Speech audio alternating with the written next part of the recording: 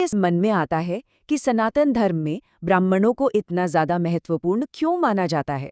आज हम इसी सवाल का जवाब ढूंढेंगे, और वो भी एक ऐसी कहानी के जरिए जो शायद आपको चौंका दे। तो चलिए मिलकर इस विषय की गहराई में उतरते हैं।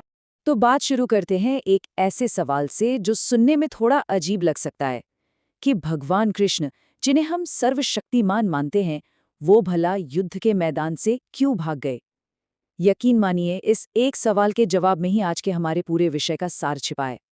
तो किस्सा कुछ यूं है कि मगध का राजा था जरासंध, और वो मथुरा पर बार बार हमला कर रहा था। एक बार नहीं, 2 बार नहीं, पूरे 17 बार उसने कोशिश की, और हर बार उसे हार का मुंह देखना पड़ा। लेकिन जब वो 18वीं बार आया, तो इस बार उसने अपनी चाल बदल दी। कुछ ऐसा किया जिसकी किसी ने उम्मीद नहीं की थी। देखिए, इस बार जरासंध ने अपनी सेना से ज्यादा अपनी बुद्धि का इस्तेमाल किया। उसने बहुत से ब्राह्मणों को बंदी बना लिया और उनके सामने एक शर्त रख दी। एक ऐसा धर्म संकट खड़ा कर दिया। उसने कहा, या तो मेरी जीत के लिए यज्ञ करो या फिर मरने के लिए तैयार हो जाओ। अब सोचिए उन ब्राह्मणों के बारे में। एक तरफ अधर्म का साथ देने का पाप और दूसरी तरफ निश्चित मौत। और जब भगवान कृष्ण ने ये दुविधा देखी, तो उन्होंने एक ऐसा फैसला लिया जिसने सबको हैरान कर दिया। उन्हें यह एहसास हुआ कि इस वक्त युद्ध जीतने से कहीं ज्यादा जरूरी उन ब्राह्मणों के प्राण बचाना है। और बस यही सोचकर उन्होंने युद्ध का मैदान ही छोड़ दिया। और जानते हैं, इसी एक घटना ने भगवान कृष्ण को एक नया नाम दे दिया, रणछोड़। जी हाँ, रणछोड़, यानी वो जो रण को छोड़कर चला गया। आज भी गुजरात में उन्हें बड़े ही प्रेम और श्रद्धा से रणछोड़ राय जी के नाम से पूजा जाता है, और ये नाम हमें हमेशा इस कहानी की याद दिलाता है।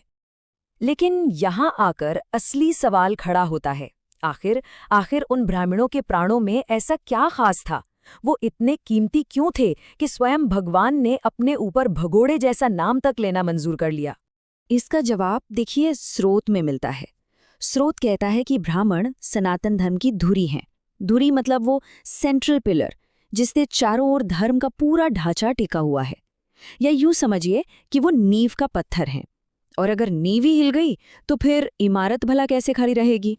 स्रोत में एक बात बहुत साफ साफ कही गई है, ये जो महत्व है, ये किसी जन्म या जाति की वजह से नहीं है। इसका आधार तो खुद भगवान का आचरण है। सीधी सी बात है, अगर भगवान स्वयं ब्राह्मणों के लिए इतना बड़ा त्याग कर रहे हैं, तो ये तो मानना ही पड़ेगा कि उनकी भूमिका में कुछ तो बहुत गहरा और महत्वपूर्ण है। अच्छा, इस महत्व को और अच्छे से समझने के लिए एक और चीज देखते हैं।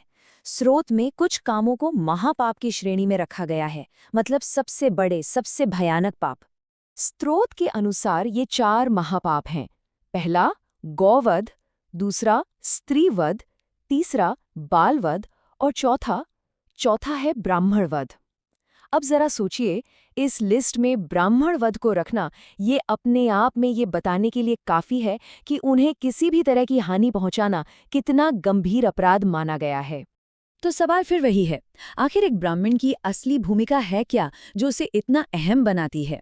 तो देखिए, स्रोत के हिसाब से वो एक तरह से वो जरिया हैं, वो माध्यम हैं जो समाज में धर्म को जिंदा रखते हैं। चलिए जरा उनके मुख्य कामों को समझते हैं। तो स्रोत के अनुसार इनके 3 मुख्य काम हैं। सबसे पहला, अपने मंत्रों की शक्ति से देवताओं को धरती पर बुलाना। दूसरा, लोगों को उनके कर्मों के बुरे प्रभाव से बचने के उपाय बताना। और तीसरा, अपने ज्ञान और आचरण से समाज के हर घर में धर्म की लौ को जलाए रखना, उसे सक्रिय रखना। अरे, मंत्रों की शक्ति के बारे में तो स्रोत में एक बड़ी जबरदस्त बात कही गई है। ये कि जब एक ब्राह्मण सही विधि विधान से मंत्र बोलता है, तो वो देवताओं को भी विवश कर देता है कि वो आएं और आशीर्वाद दें। आप समझ रहे हैं? मतलब वो इंसान और ईश्वर के बीच एक पुल की तरह काम करते हैं। अच्छा, अब यहाँ से इस चर्चा को एक कदम और आगे ले जाते हैं, एक गहरे दार्शनिक सवाल की तरफ। अगर ईश्वर धर्म की स्थापना करते हैं, तो उसे बनाए रखने की जिम्मेदारी फिर किसकी है?